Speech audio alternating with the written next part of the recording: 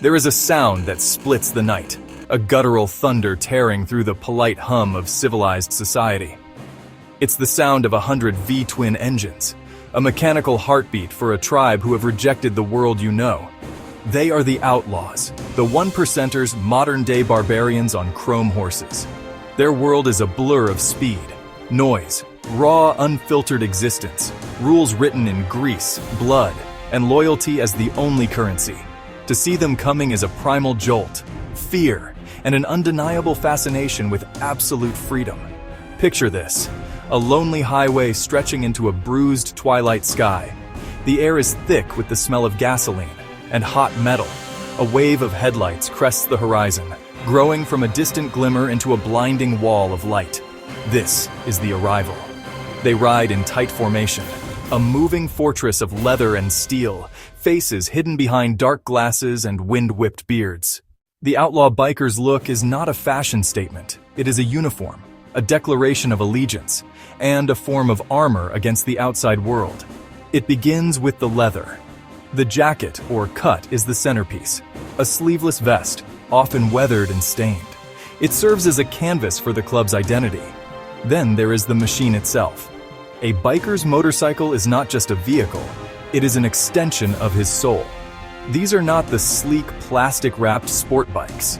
They are heavy, powerful American beasts, Harley-Davidsons mostly, customized and chopped to reflect the rider's personality. The chrome gleams with obsessive care. The engines are tuned to a deafening roar. The handlebars are often raised high in a posture of defiant freedom. Every nut and bolt is a part of the man, a piece of a mechanical puzzle that defines his existence on the road and his status within the tribe. The story of a biker's life is written on his skin in ink.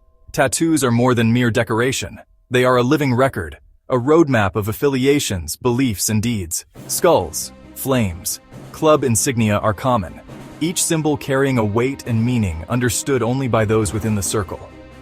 Finally, there is the attitude, the invisible but most potent part of the uniform. It is a quiet, simmering intensity, a look in the eye that says he has seen things you can only imagine and is capable of things you would never dare. It is a posture of coiled readiness, a profound disdain for authority, and an unshakable confidence that comes from knowing your brothers have your back, no matter what. This presence is cultivated and essential. It is the psychic armor that completes the ensemble, turning a man on a motorcycle into a true outlaw, a figure of both fear and fascination. The myth of the outlaw biker is a potent cocktail of Hollywood glamour and media hysteria. We imagine a life of constant, chaotic freedom, a perpetual party fueled by whiskey, women, mayhem, punctuated by epic brawls and long, soul-searching rides into the sunset. The biker is the ultimate individualist, a modern-day cowboy who answers to no one. This is the fantasy, the romanticized image that sells movie tickets and inspires a certain kind of awe. But reality is far more structured and far less glamorous. The daily life of a club member is not an endless road trip. It is often rooted in a local community.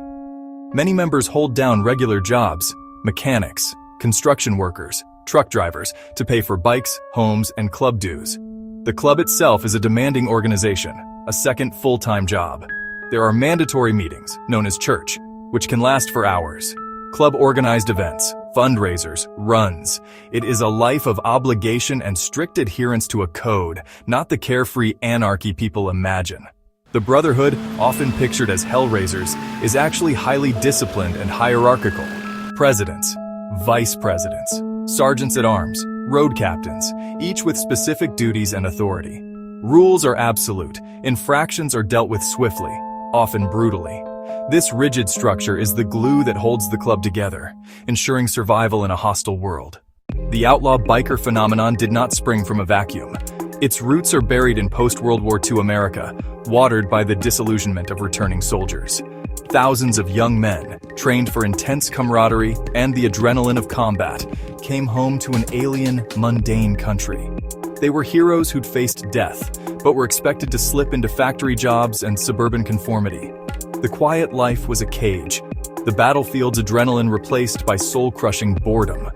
They were restless spirits searching for a new war. They found release in the motorcycle. The machine was loud, fast, dangerous, a substitute for the thrill of combat. It offered escape, a way to feel alive on the edge. Early on, informal riding clubs formed, veterans finding solace in shared experience and the roar of engines. Rough around the edges, but not yet outlaws. They organized races and rallies, events about speed and mechanics, not social revolt. The turning point? Hollister, California, 1947. An AMA-sponsored rally descended into drunken chaos. A few rowdy bikers got out of hand. Sensationalist media and a staged life photo blew it into a national scandal. The AMA said 99% were clean living, inadvertently naming the rest the 1%ers who embraced being outcasts. Clubs like the Hells Angels, the Outlaws, the Bandidos began to form, adopting formal structures, colors, and a confrontational stance. They applied military discipline and loyalty to a new army, waging war on America's highways and backroads. The outlaw world fascinates because it offers an alternative to a society that many feel is sterile and overregulated. It speaks to a primal human desire for tribe, for belonging, and for a clear, uncompromising code of conduct. In a world of moral ambiguity, biker clubs present a black and white value system, loyalty to your brothers above all, absolute respect for the patch, and a swift, violent response to any perceived threat. This brutal simplicity is magnetic for those who feel lost in the gray complexities of modern life. The club becomes a surrogate family, a religion, and a nation-state. The structure of these clubs is a strict pyramid of power. At the bottom is the hangaround, an associate testing the waters. If he proves worthy, he becomes a prospect or probate, a grueling apprenticeship that can last for a year or more.